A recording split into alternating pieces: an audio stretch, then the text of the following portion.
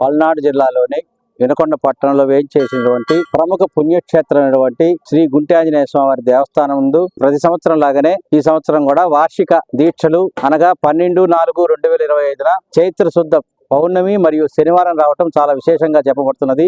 ఈ కార్యక్రమంలో భాగంగా ఈ రోజున అన్ని పట్టణాల నుంచి పక్కన పల్లెటూరు నుంచి కూడా 200 నుంచి 300 దాకా స్వాములు వచ్చి దీక్షలు స్వీకరించి స్వామివారి కార్యక్రమాల్లో అంగరంగ వైభవంగా పాల్గొన్నారు. అలానే ఈ 40 రోజుల పాటు కూడా స్వాములు ఇక్కడ దీక్షలతో పాటు సద్ది కూడా ఏర్పాటు చేస్తున్నారు. అలానే ఈ సంవత్సరం ప్రత్యేకంగా 40 రోజుల పాటు నిత్య హోమం కూడా స్వామివారికి చేయాలని స్వాములచే కైంకర్యం సంకల్పించి ఉన్నారు. ఆ కైంకర్యంలో భాగంగానే ఈ రోజు 3వ రోజు కూడా హోమం చేయడం జరుగుతున్నది. అలా 40 రోజులు పూర్తి కావడం కోసం మొన్న త్రయోదశి రోజున గురువారం మొదలు పెట్టాము.